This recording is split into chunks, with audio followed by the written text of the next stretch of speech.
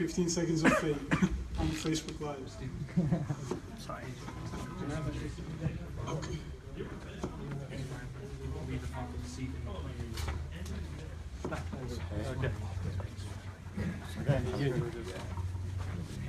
So I'll keep it very brief, very short. I'm the least technically qualified person here, so it's better for me not to talk too much. I'll leave it to Andrew in a second. My name is Ozan. This place is called T-Jump, T for Turkey and technology. Our aim is to bring emerging market startups jump and to get established over here, find customers, find traction, possibly find investors, which is becoming a scarce thing anyways, and build relations. This is a hub. So the fundamental value of a hub is to bring people of different values, different backgrounds, focused on different learnings. We're very happy to be able to host our first kind of a cooperation with a different meetup group. And we're very happy to have Andrew and different panelists talk to you about something you already are very familiar with. And my information, I will drop my cards. That's not my idea. So if you ever have a question, what is this place? What do? We build programs for international startups so they can spend less money figuring out the fundamentals of doing business in Silicon Valley and San Francisco. If you have a startup that is post-revenue, post-product, and is willing to come here, we'll be happy to help. You can use this place. We have some desks. We are not in we don't call it co-working space because co-working is WeWork. They're pretty good at it, like a $6.7 billion company. I'm not going to compete with that. I'm an idiot, but not that big of an idiot. So this place is a place for everybody to come and collaborate. We take giving first, and then we take your network, your connections. If you have any idea of how you can collaborate with us, if you want to do an event like this here, we partner with many institutions, many organizations. Tomorrow there's another event on how startups can engage in the Silicon Valley community, organized by a community of Arab diaspora called Tech Wadi. So tomorrow you're welcome again here, different speakers. So more or less, enjoy. And Andrew, let's keep the butts running. Thank you, Ozan. Okay, thank you. And thank you, T-Jump, for the space, and Ilker from Bot Analytics for organizing the event and collaborating together to bring this. Why don't the panel members come here? And then what I can do is I'll find a spot right here. That makes sense. So many familiar faces. I'm Andrew from Azumo, and just to describe what my company does is we help businesses build chatbots. And here we have Tony from Converse, Lauren from Pandora Boxx, Ilker, Bot Analytics, and Andrew from ChatFuel. Maybe what we can do is, why don't we start with introductions and what your company does? Probably many folks here know that, but I think it would be a great start. Andrew, do you want to start? Yeah, sure. Use the mic. 1, 2, 3. All right. So my name is Andrew, and I've spent more than 5 years working in Moscow, Russia, for a company called Yandex, as people call it here, Russian Google. I've been an executive there, and I moved here and built the ChatFuel. ChatFuel is a Y Combinator company with some prominent investors, and we build like the easiest way to build a chatbot for non-technical people. And so we have like many thousands of bots created on our platform so far, and among them we have like biggest names like New York Times, ABC News, Burberry, CNBC, and many other big names. So yeah, that's the well-being. Hey there, I'm Ilker. I'm the CEO of co-founder of Bot Analytics. Actually, we started Bot Analytics like 1 year ago. I exited my previous startup in Turkey, and with my co-founder, we got a one-way ticket and came to San Francisco and started Bot Analytics. At Bot Analytics, we are giving analytics solution and engagement solution for chatbots, messenger chatbots, Slack chatbots, or generic solutions.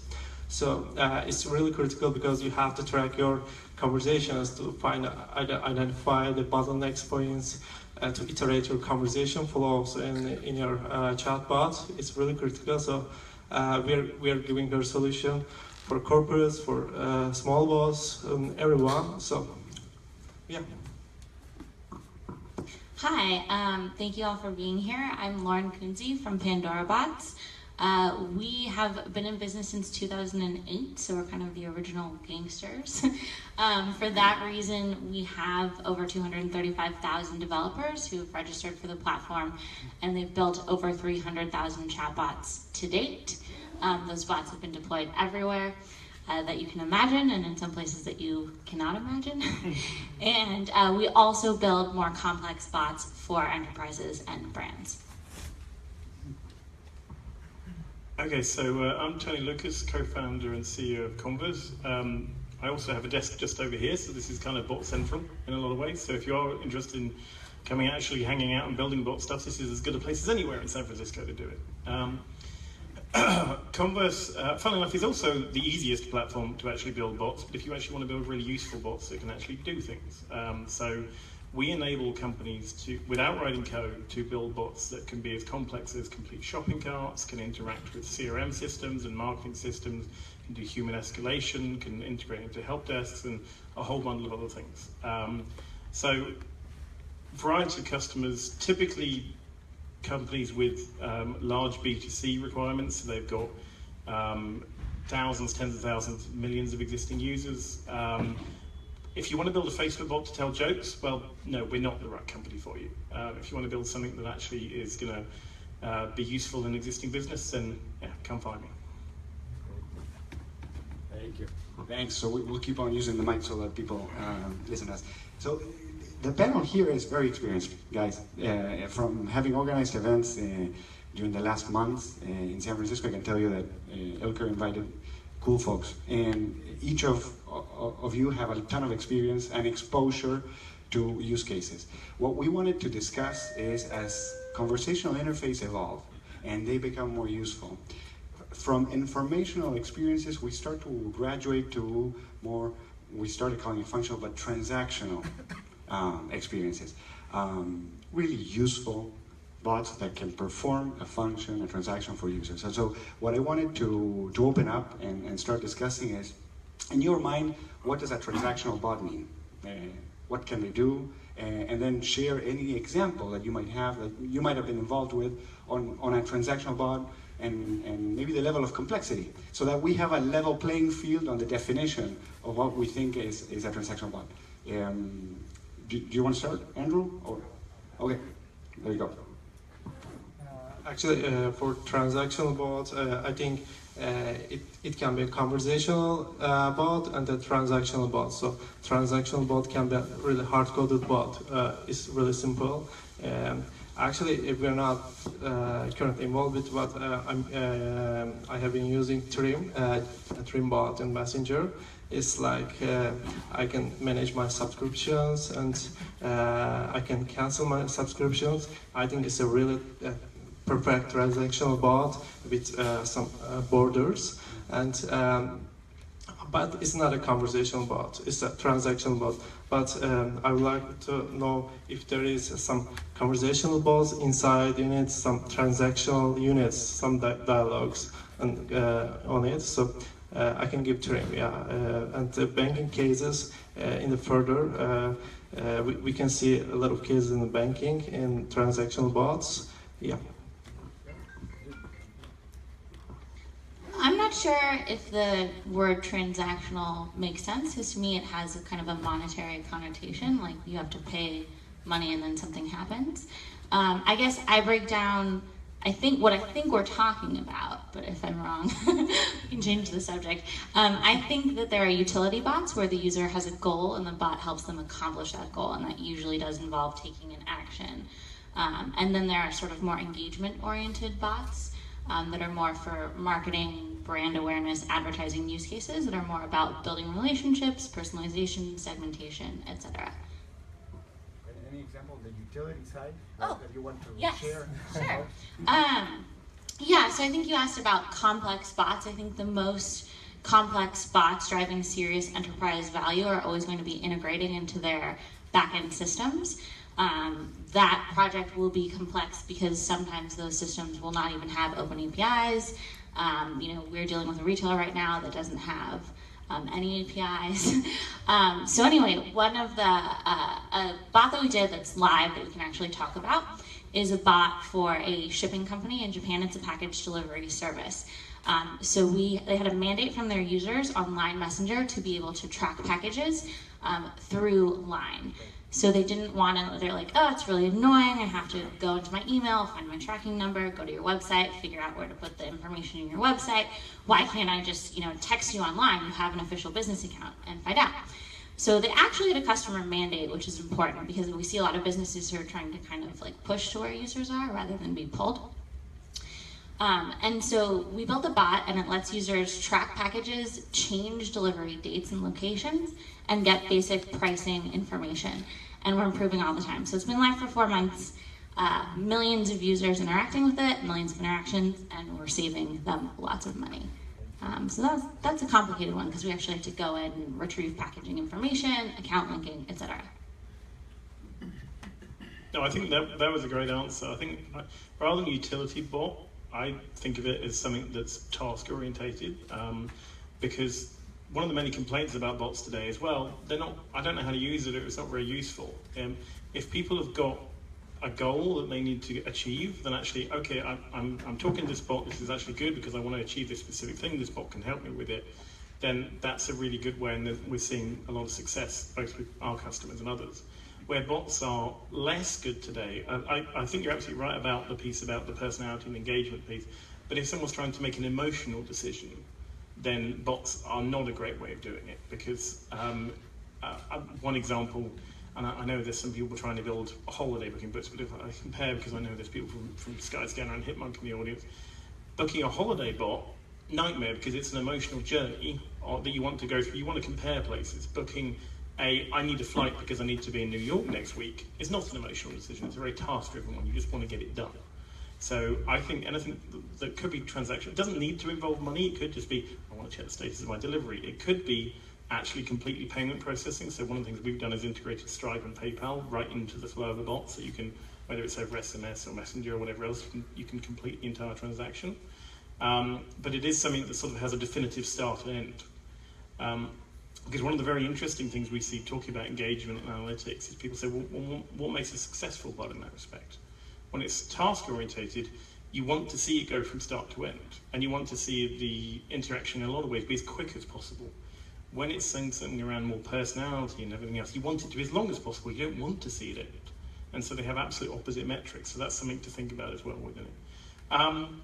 I've seen a variety of use cases, and what we've seen, I was asked earlier, is there a bot that you use on a daily basis? Right now, there still isn't. I'm still waiting to be impressed by something. Mm-hmm.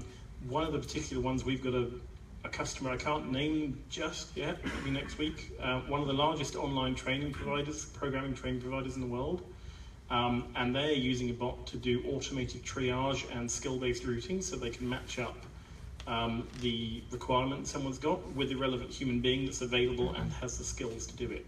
And you might go, well, that's not very transactional, but if someone's got a specific problem that's a blocker for them, and they need to get that problem resolved. So it's still a defined task in that way. So I think that's particularly cool because of the real-time element of it. Thanks. Yeah. So then, yeah, we talked about integrations from Lauren, how the complexity can be derived from the things that you need to connect with and integrate, and utility versus informational, entertainment. Andrew, in your case with ChatFuel, many properties are using the tool to create conversational interfaces. In terms of integrations that can be done with the platform, can you describe some that you've played with, that brands, companies have quickly used your platform to integrate with other backend systems? Thank you. So, just getting back to the previous question, I agree on with the Lauren's definition. The transactional is more like, involving money and things, and I believe that particularly on the Facebook Messenger part, it's still coming. So they just released the native payments, and for example, in our case, we're gonna launch the support of native payments in Facebook Messenger next week. It's gonna be a very easy way to create experiences where you take money. So you just fill in the price, and boom, you're already able to receive. And then for the user, it's going to be the experience where there's just only a couple of tabs. So you press the buy button, and then the native, window pops up where you have already created, information like credit card information on file, address, everything. You don't need to do anything. You just press, pay, that's it. So it's going to be very cool, and I think a lot of companies will leverage that. We already talked with the launching partners, and it's going to go super cool. On the utility part, there are a couple of examples. If we call the utility is not a brand, but more like something that helps you to accomplish something.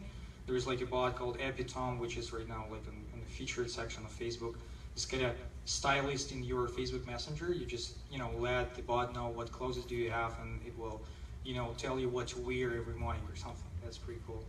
And in terms of integration, so we've got this Burberry bot, like a big fashion brand, using our platform, and we're looking forward into integrating this, native payments. It's going to be super cool.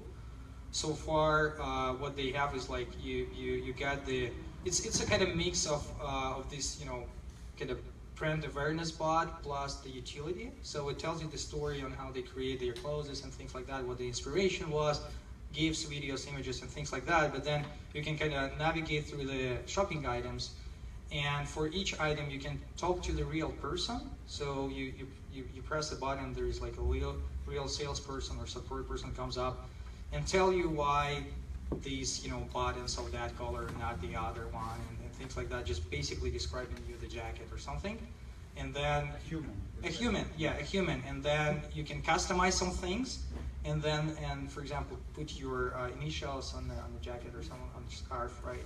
And then it sends you the offer.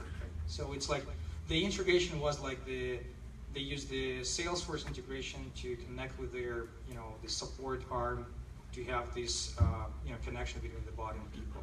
So when we find it pretty cool, and also David Marcus found it pretty cool and talked about this on Web Summit. So yeah, thank you. What's it called? Burberry. Burberry, right? It's like super expensive scarves and stuff like that. Probably not for you, Lawrence. Well, moving on. You can play with the bot. So, because part of this, Andrew and panelists, is that the self-serve component of platforms that allow individuals, non-technical, maybe quasi-technical, to create experiences and then launch those, connect with the distribution, with the messaging channels, what ChatFuel does really well, integrate with analytics. Where do we draw the line? Because when we talk about utility bots, transaction bots, more sophisticated, back-end integration, there are SaaS hosted based platforms, potentially self-serve, that you can start, create an account, the flow, design the flow, deploy, and then there is a bit more hand-holding.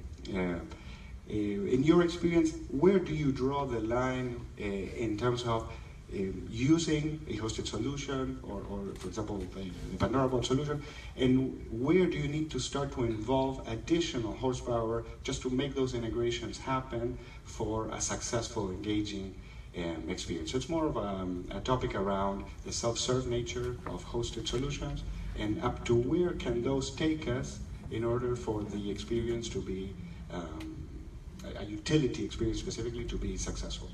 You want to start? Yeah, actually, most of our customers, for the corporate customers, they're using some custom solutions. For other simple bots, they're using some SaaS solutions. And that we see, the making a chatbot threshold is really low today. If you compare to 2008, you need to, while you are doing an app, you need to know an Xcode, and you need to upload your app to the App Store in 8 days, 9 days, like that. The threshold was so high, but today it's really low. So for building some simple and some really focused bots is really easy today. And simple bots, so you can use focus bots, not a simple bot. Focus bots can use some SaaS solutions. It's perfect. But some brands, if they need some if they want to find some verticals on their brands, they need to go custom solutions. It's necessary. Actually, what I see in bot analytics is like that. I think our business model definitely makes clear that there is hand-holding needed, right? We have a DIY platform, most of our users are DIY, but inevitably, if somebody's trying to build something more complicated and it's a big brand, they usually come to us and they say, okay, we need the non-public tools, we need special help. So I think to some extent, working with large enterprises, they will always need some help on a platform, even if it's DIY. So there will never be perfect, well, I shouldn't say never, but it may be hard to have perfect self-service. And even if your self-service is perfect, like a lot of times people don't like to read documentation or instructions, so like you can literally just do it for them and they just need that. I think there's definitely a build versus buy debate going on in a lot of brands, and it really depends on your internal resources that you want to dedicate to the project and how much time you want to build and how critical you believe the bot is to the future of your business. We're seeing a lot of enterprises who are I think pricing hasn't actually crystallized fully yet, but a lot of enterprises are comfortable paying in the range of just traditional enterprise software on a recurring monthly subscription, and that's fine. But we do see a lot of people who are coming in with like a 5-year bot plan, and they think this is really going to be critical to a lot of different aspects of their business, and they're putting together a conversational commerce team, and they're probably going to build internally. But that just takes time and people, and there are a lot of great solutions that save you that time. Okay, I'm going to need to try and stop myself spending 20 minutes on this answer. So, well, wait if I go too long. So there's a bunch of things. So if you're building a bot where the bot is your business, don't bother coming to any of us guys, because much as we probably could solve your solution, you're never going to get comfortable with it. You're never going to ultimately think you can't build something that's more unique to yourself. By all means, prototype it or start it. One of them. I think we'd all like to prove you wrong or you can do it, but it's one of these factors where it's probably never going to get comfortable. Our sweet spot is companies that, okay, they want to do something about a bot. And the really simple analogy I use is, do companies build their own web servers? Do they build their own CRM or analytics tools or databases or anything else? No, they don't. So why on earth would they build a bot stack? And one of the problems you've got is the kind of view is a bit polarized on bot stacks, which is either you've got something that's very developer focused, right? It does a little bit, you can write your own code, but you can do a lot of it yourself. And the other view, incorrectly, is, oh, well, there's this thing you can do without code and it's inherently limited in what it's capable of doing. So it will only let you do something that's very simple and then you're stuck. That's rubbish. Talking about integration, so for example, the really simple attitude that we've got to it is if you're trying to do something that multiple customers want to do, then the platform should provide it. So that's why we plug into not only messaging tools like Messenger and Slack and Twilio and Intercom and Layer and a bunch of others, but also why we plug into Salesforce and HubSpot and Google geocoding and a dozen other things already that we plug into, because multiple companies need to do the same thing. It's why we do tools like, really simple things like if you want to build a bot and you want to ask someone their age and you want to work out if they're old enough to drink or not, you want to get the bot platform to look at their age and go, okay, yeah, they are old enough to drink or they're not old enough to drink, and make these decisions and all these things for you. You don't want to have to go write code for something that simple. And there's an impression out there that a lot of these platforms, that's all they can't do those kind of things. Some can, some can't. But don't think that just because it's without code doesn't mean you can't ever write code. What it should mean, certainly means for us, is we're trying to do whatever we can to not have to let you write code, but you still can. So trying to find the best of both worlds. But especially from a prototyping point of view, if you're just trying to build something and get it started, a proof of concept, especially if you're a bigger business, don't even think about building it yourself, because until you've got someone signed it off and you've got a budget, it will fail if you go and try and do it yourself. I think we'd all probably agree on that one. Thanks. Thank I was going to say thank you. No, you'll get a chance to continue talking. Yeah, you'll get a chance. So, but this leads to the enterprise side, and Lauren talked about that, which is who are we engaging with when enterprises and businesses are building bots? Who is the person in charge of this? You talked a bit about the groups that are surfacing around these topics, but I think it's an interesting discussion point around more sophisticated conversational experience and bots. Who is the buyer, the role, what group do they belong to, and where is that budget coming from? Is it from IT, marketing? So let's have a quick conversation on that, which I think is an interesting side on the enterprise. So you had a comment from before. Yeah, I mean, I will merge these two. So mostly, like when we started this, the Facebook platform, like the platform for Facebook Messenger, we got some press, and from there we started to get, you know, big brands coming in and being interested in building a chatbot. But the process was like some VP of digital calling us and having a couple of managers there and basically, you know, talking about like whether we're reliable and things like that, and then the specific manager would ask specific questions about chatbots because they are already researched something, and at the end, like most of the time, like the VP of digital was like, all right, you've got a great platform with self-serving things like that, but you know what, like I'm not going to be pressing buttons. Like I really need a service, right? Like a full service can be built as a bot. And for that time, we were like, I mean, not really, please try and go. Because like, we are focusing on the product and like, we cannot be a consulting company, right? And at some point we realized like I mean, this is just the way it goes. Like Pure Digital just doesn't have a time for that. And all the marketing managers and social media managers have a lot of things to do other than experimenting with other platforms, which is strange, but still. And what we build a network of agencies that actually we connect with these brands, and these agencies build the experiences on Chatfuel and make a full service. They charge the brand, and they have the maintenance contract and things like that. So it's pretty win-win-win. We focus on the platform. We have agencies that work with these brands. What we started to see within the last few months is that the brands of the size that we had at the beginning coming to us and asking pretty much the same questions, but then suddenly they were like, we have a network of partners that can help you and things like that. We were, no, you know what, we will try. And then basically New York Times, ABC News, things like that, they build their pretty interesting bots, self-serving. Okay. And I think that just the industry emerged, and we have more and more integrations, and the systems become more powerful. And I sincerely believe that pretty complicated bots with the integrations can be built on a self-serving platform. And last but not least, when do you need to do that, right? Some might say that if you have a business, you need to build a custom bot and things like that. They prefer to have the full featured like a CMS system, because they do realize that the launching of the bot is just the beginning. Then you need to iterate, and you need to update the content of the bot. You need to see what works, what's not. And it's really hard to go to their development department and ask to tweak things, because like I'm a marketing manager, I need this to be done. They would prefer to just have an easy tool like a CMS, right? And this is why they right now they prefer like having the CMS with the integration to their service side, so they can change all the things around. Right, and is it still the marketing group, the digital group? Yeah, usually digital group, right? The ones that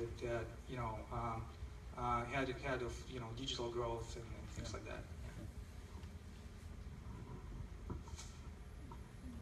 Actually, for our cases, it's same. We're agreeing with digital agencies, chatbot maker companies like that, and they have currently a portfolio, and they are building chatbots for their portfolio, and they simply put bot analytics to their portfolio bots. In our process, it's really simple. Yeah, we've pursued a similar model. We have had a relationship for 3 years with the top 10 global advertising agency. It's been very successful, done a lot of projects with them, repeating and scaling that model. Advertisers, you guys probably have the same thing. You would get at least one inbound every day because they're getting the inbound. So that's great if you can train them on the platform. We also have most of the major professional services providers on our platform as well, so they're building out for their clients. Because you're completely right. You can either focus on your product or you can focus on customers. I do think, building for customers is a great way to learn and take those learnings and put them back into the product. But to see truly complex bots does require some level of professional services. And the buyer, what group is the buyer? The buyer, it really depends. I think if you're talking to the marketing group, that's good because they usually have the biggest budget and they usually have connections to the creatives at the company, and those people really need to be in charge of the bot, and they need to be empowered, like you were saying, to update and tweak the bot, because it's a living, breathing piece of dynamic content that needs constant iteration. And if you have to go to them or the agency every time you need to make a change, it's going to take forever. But we see like heads of R&D, engineers, like it's very common that engineers inside of a big company will prototype something on the platform and then kind of pitch it up internally. So yeah, it's really coming from different places in the company, but like I said, if you're talking to somebody high up on marketing, like that's probably the best contact that you'll have at that company for now. You also need to get a buy-in from the technical, because you also need a buy-in from the technical. I was about to say the one thing that you find when it will usually get grinding to a halt is when they go, oh, I'm going to get my technical team to have to think about this now. Right. It's usually when it doesn't die, but it slows down. Like, we could do that. This thing is stupid. Yeah. Why are you thinking this? This will take us 3 days. It's like, no, it won't. And then 30 days later.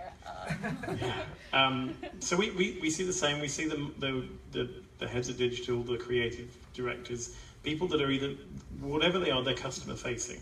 So you see that side. You also see the heads of customer experience and customer service. Anyone that's got these levels of customer interaction and they're trying to make it more efficient, or they're trying to deliver a better level of service. Consistently, that's where we're having most success. It's actually really interesting to hear you guys are seeing the same thing, because that's the first I've heard this. It is when we actually find that it's a traditional IT getting involved, that it all grinds to a halt. There's one particular company, just as a funny anecdotal example, they said to us, they said, right, we want you to build this, but we've got 1,000 staff, but we can't afford you more than 100 hours of engineering time total. This isn't going to happen. I'm like, fine. We got as far as deploying their entire proof of concept, including integrating into their Salesforce sandbox. Total engineering time, absolute 0, not 1 second. The IT team only found out when they wanted to actually also integrate into their Slack platform to do testing from Slack, because they were testing through Salesforce, at which point the IT team suddenly start asking questions about data privacy and whatever else, because the marketing team's just gone off and run with this and done this all by themselves. Because they just didn't need to get them involved at all to get to that pilot stage. So, but yes, you don't want IT to suddenly throw a spanner in the works either. So there are some parallels to the old mobile initiatives that we started to see in 07, 08, 09, but there are others that are not.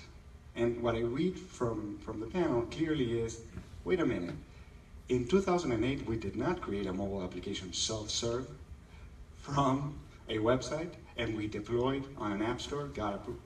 So why do you guys believe, I have my own views, but I would love to hear from you. Why do you believe that today we can build these experiences? What are the components that are materializing this year, 2016, that allows our solutions to come to the market in this self-serve function and have success in these new conversational experiences that we're building? Compared to, try to remember if you were involved in 08 or 09 with mobility. Some of us haven't. Who wants to take a crack? There you go, Tony. I'll be quick. I think it's an ironic thing. The reason that you didn't have self-service, well, you did have self-service mobile stuff in the same way that you had forever you've had self-service build websites and whatever else. The reason that it's actually working now is because of the fact that, and working better, is because you have less flexibility in terms of your presentation. So it means that we know there's a finite number of things you can do with Messenger, and we can implement 100% of those things and go, we support everything you could possibly do. It's up to you now how to build that brand and that image and that personality into that bot. But it's not like a customer's suddenly going to come along and go, oh, but can you actually make the carousel work in this different way? Because the answer is, well, no, we can't. So it's actually easier in some ways because it's more restrictive. You could use a webcam. Well, yeah. Try to avoid that. It's better to say no, you can't. It's just not possible. Yeah. Yeah, I do think that's a little bit short-sighted, but I'm not super familiar with your platform. Because, I mean, I guess we are kind of more of the old school, free-form text is sort of the baseline for chatbots. So, there isn't really... I mean from an element, sorry. I mean, if in case that wasn't clear, I mean from an element point of view, because a mobile website can be anything. With Facebook, you can do anything with it, but you know it has to be text or a button or a quick reply or a carousel or things like that. I mean, it's a set of discrete, limited components. Okay. Were you related to mobile in a way? Or? I've built mobile, we've built mobile apps ourselves, and we've had developers, we actually saw a lot of developers start to monetize chatbots that they had deployed in mobile applications on our platform. So we've seen it. I don't really know if I would say there's a specific tool set that makes self-serve work. I would say that self-serve is just totally critical for the industry, because the knowledge experts who are building bots have to be, or the companies that are creating bots have to be built by the knowledge experts inside that company, because you're having a conversation and the mode is text and content. So I think it's not that, oh, we have all of these tools that are empowering it. It's like self-serve is actually a requirement. Actually, in 2008, yeah, you didn't have any border on apps. You can do anything in there. But today, actually, it's, yeah, I agree, Tony, it's limited sometimes. There are some borders, but the most critical point, actually, for the first 2 years or first 1 or 2 years, reaching out the users and retain the users. If you're just going on one platform, it's okay, but for cross-platform, you can get thousands of users, but without retaining them, without these border lines, it's kind of impossible. It's a challenge. But at 2008 and 2009, there were not this kind of challenge, because you don't have any border. You can do anything in the app. But today, yeah, you can get thousands of users, but while re-engaging them, while you're retaining them, it's kind of challenging actually, because the platforms are evolving right now. Yeah, I mean, I agree with everything. I think right now, when you go to a self-service platform and create a bot, this is the simplest way in history when you create online presence, and it's an interactive. So, and all the marketing managers that were like, you know, not coding before at all, suddenly have an ability to press on a button and see it's working, and they were like, wow, I'm empowered to do that. This is what excites them a lot, and this is what excites us. So we basically, I think, like, when we talk about mobile devs, there's just a limited number of people that could build, you know, an app. And right now, bots can build anybody. And I think that this is what will bring it to the new level, because everybody will compete and eventually make great experiences.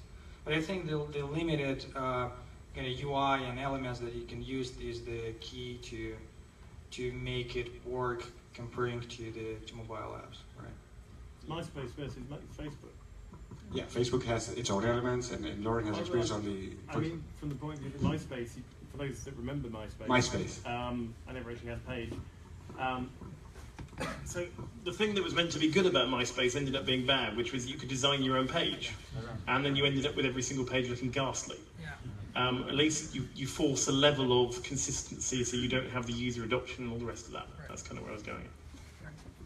Yeah, but it seems like we're treating Facebook as the only environment that bots can be deployed. Like, yes, they have 1 billion users, or 2 billion if you factor in WhatsApp, but like, one of the big promises of bots is cross-platform deployment. Voice is obviously going to be huge, so I don't know that one platform can necessarily like lead design standards at this point in time. It's still Wild West. One question on platform, and maybe you can, which is, the question of platform is just to provide statistics to the audience. Out of this year, what platforms have you linked to? And I think I know your answer, but what percentage? What percentage is Facebook? What percentage is Slack? Standalone web? Just a rough percentage so that we have an idea, if you care to share. Yeah, we do on Facebook Messenger. We also have the Telegram product. Do you still? Yeah, we do, right. But yeah, but I'll let the more cross-platform people ask. So you say 90%, 100%? What's your percentage on Facebook? Well, I mean, the Telegram platform on us is still the biggest. We have like 300,000 bots, and it's all mostly Arabic, because Telegram is really very big in these countries.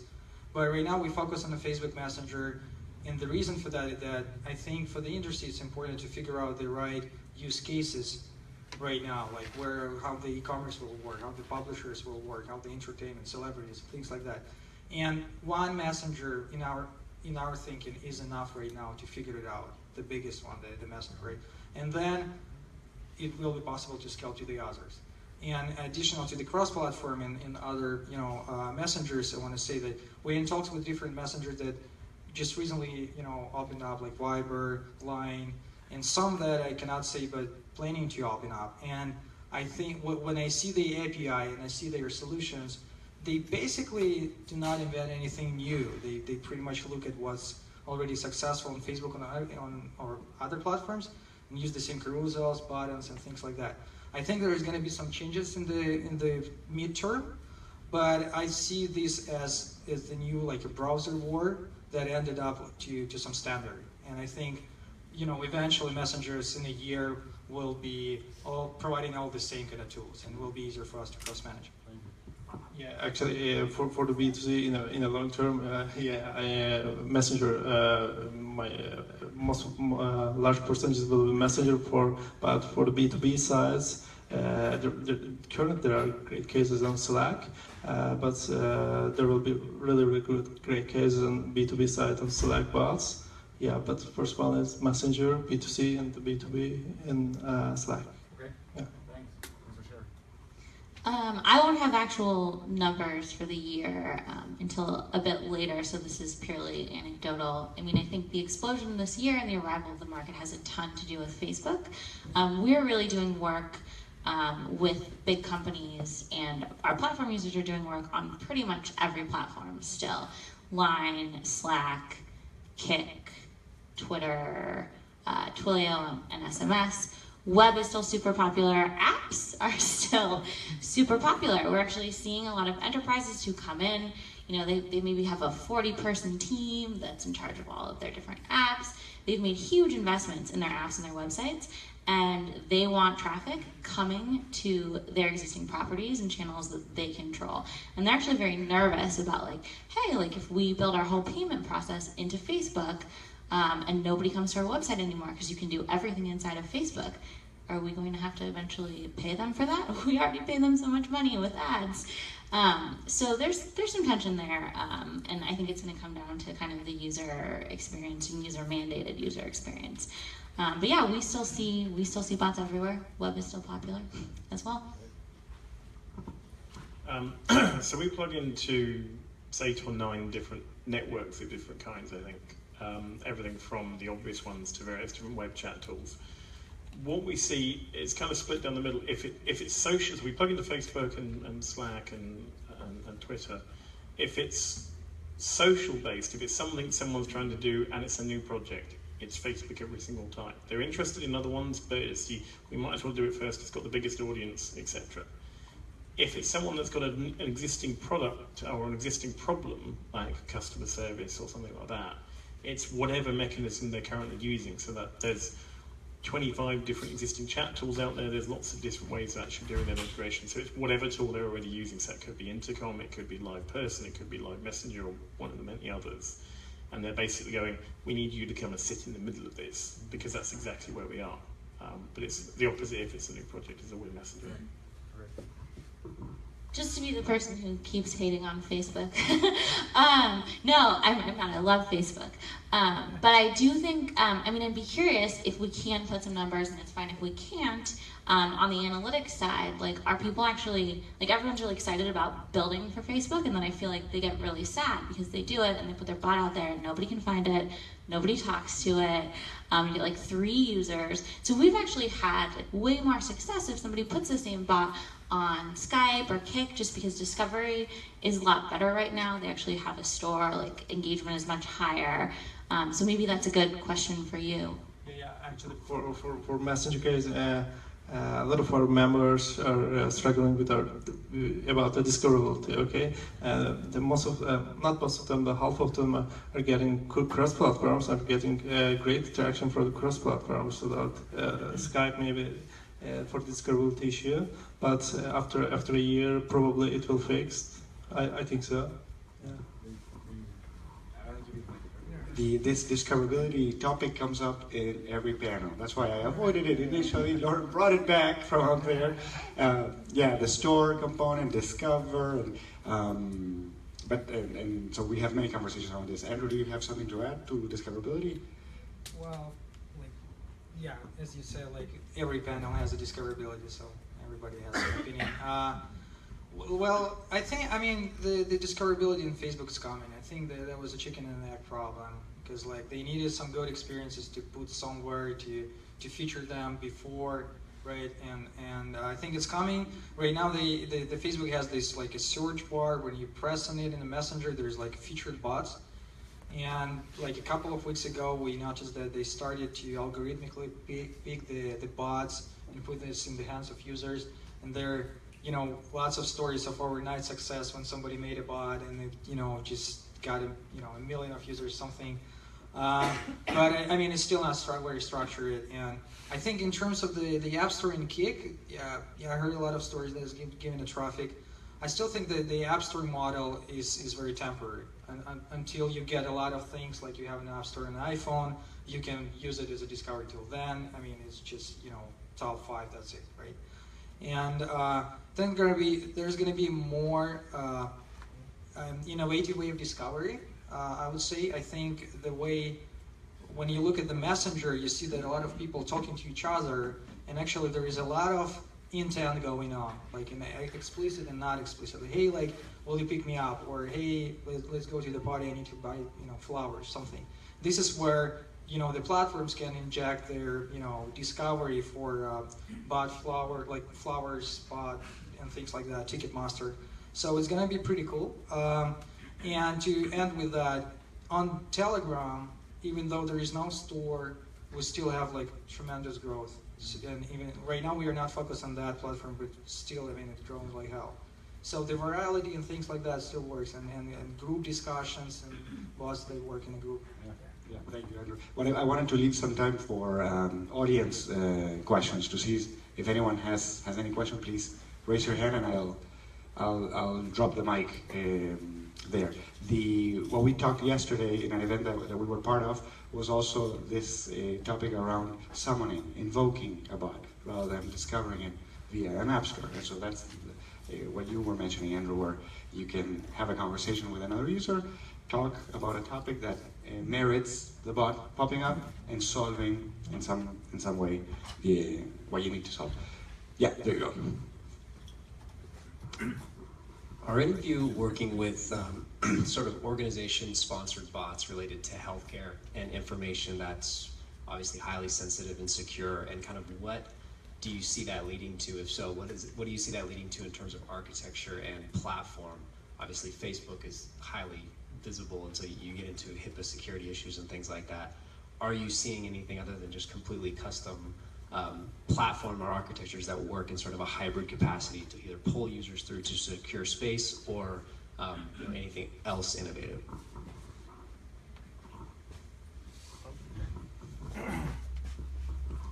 So there's two sides to this problem, because there's one ironic thing that I find. I get a whole bunch of people asking me questions about building Slack bots, and they keep asking about our data security. I'm like, yeah, but you don't care about Slack. It's all routing through Slack as well.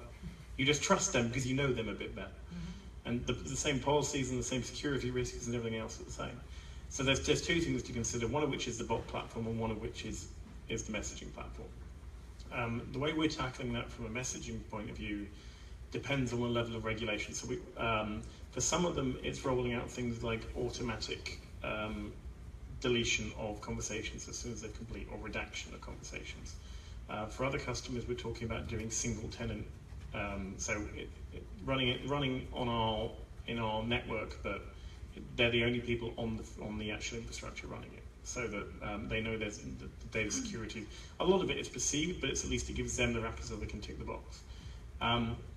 The messaging point of view, I don't know what's going to happen there. People will want the convenience of being able to interact with some of these tools over things like Facebook. The health providers or the banking providers, whoever it might be, will gain valuable data from gaining data from Facebook.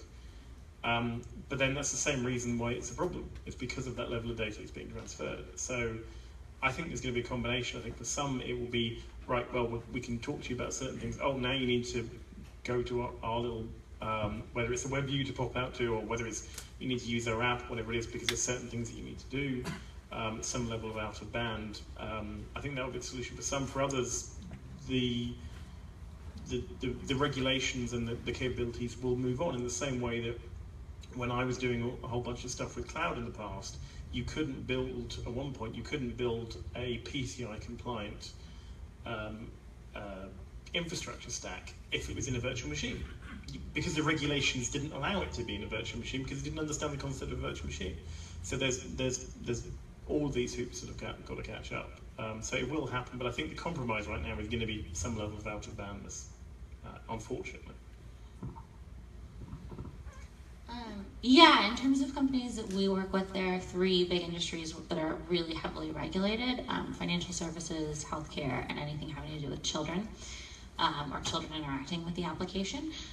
Those are usually tougher projects. Like, we see a lot of people in the healthcare or pseudo-healthcare space, like doing DIY stuff on the platform, but in terms of us being involved, we've had to come up with ways to architect the application such that they're not passing us personally identifiable information or personal health information to our platform. So that might involve sending us, like, everybody on our platform is anonymous, right? Like, we have a client ID, which is a string, and then it's tied via your application to their identity on the messaging platform. And different platforms provide like different levels of identity details. Facebook obviously gives you the most right now. So we have used like a templating engine to like pull like somebody's prescription, or we can do a database lookup without that actually coming through our servers. So that's one secure way, and then actually running on HIPAA compliant servers is another way. But overall, it's a problem because even if we can say, like, in our terms of service, you cannot send us like PII, and then they can say it to their end users, like, users are still gonna be like, oh, hi, Mr. Bot, like, I want a sandwich, and this is my address, and this is my credit card number. Like, we have to clean our data for that stuff, and there's so many credit card numbers, not even in bots that are for ordering anything. People just, like to share information. So, like, you can't stop what people are gonna say. So I don't really know the answer. There's, like, legal steps that you can take and measures that you can take, but, like, it's still going to be a problem. And then, like you mentioned, with people going like, oh, like, I don't want you having my data. Well, like, yes, it's going through, it's not just us, it's going through the messaging platform. So it's going to shake out in an interesting way. Yeah, and analytics products as well. Yeah, actually, it's a big concern because they need to look at this analytics data because we are releasing their conversations, and sometimes they'll take a live takeover. We have a live takeover feature, and the human rep can take over the conversation and can reach out to previous conversations of the user, and it's kind of concern.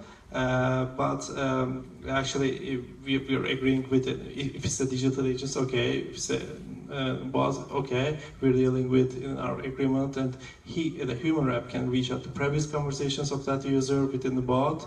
It's okay. He can segment the whole conversation. It's again okay. But we are not currently dive deep to any financial or healthcare companies. Yeah.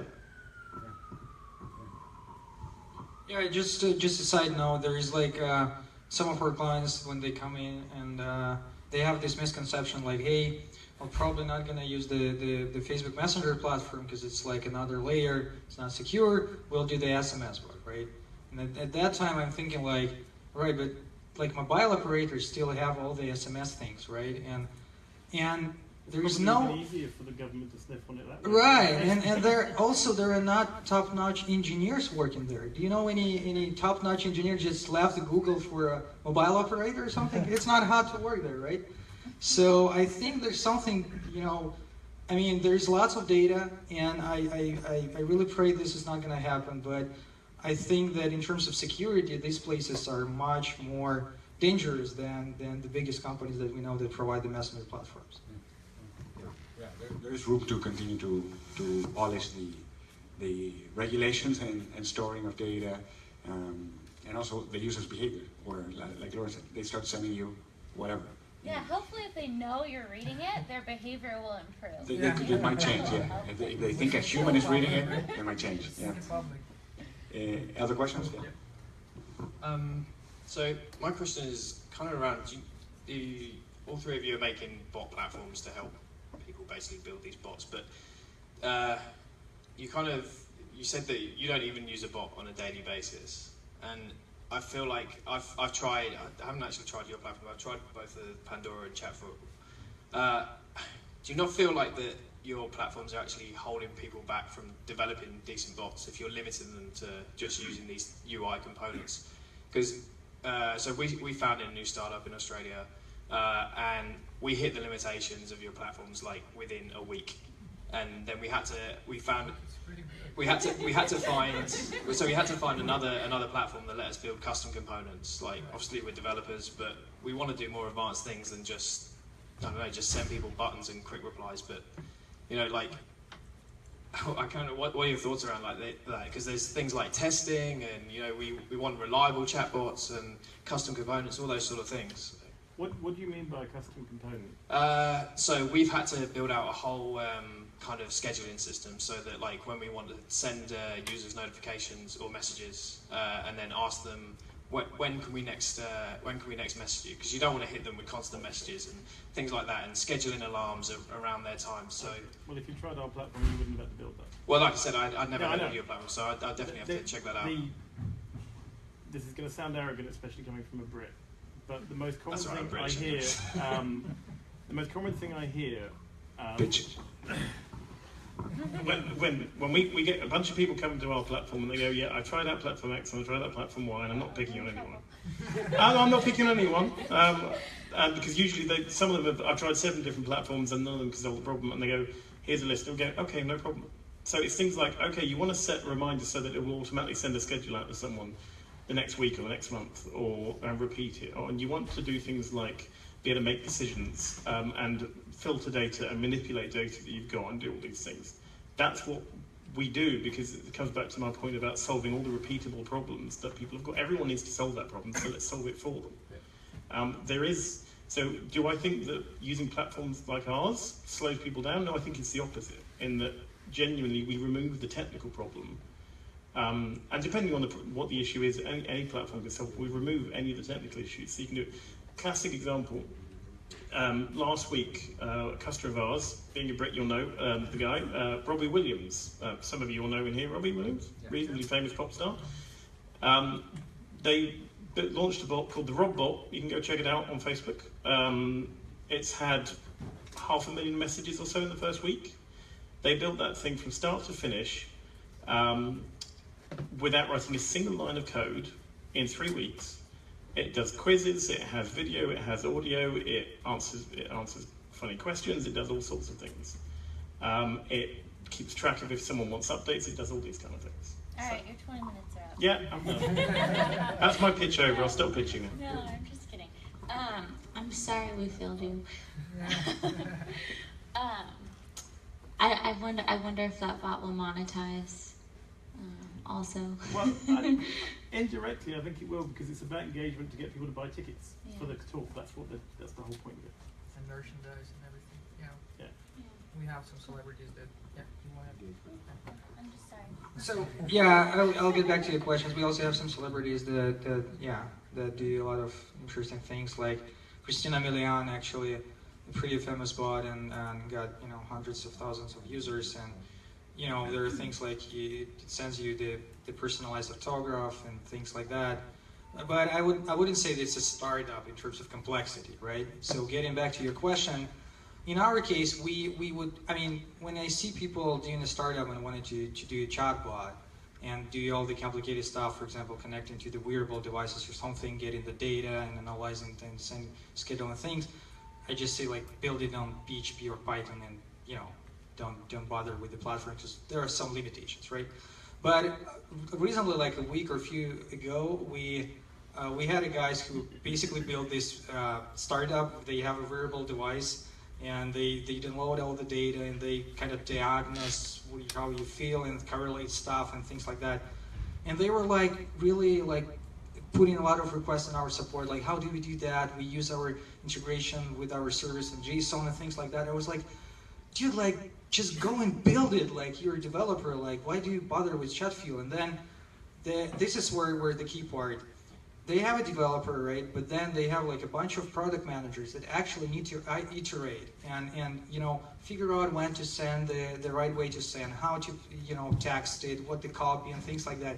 And they really want to have a good admin panel to do that without coding.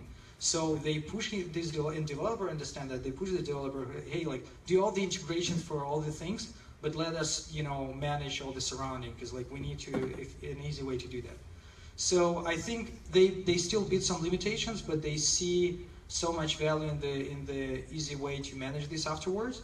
So, you know, and we help them to figure out what's needed. I think you just need to give us time to figure out what the, you know, connecting points should be for the custom development to plug in. Thank you. Good question. I think we might have time for, we're done actually, but any outstanding question from anyone in the audience? Any quick one? Are we good? Photographer, do you have a question?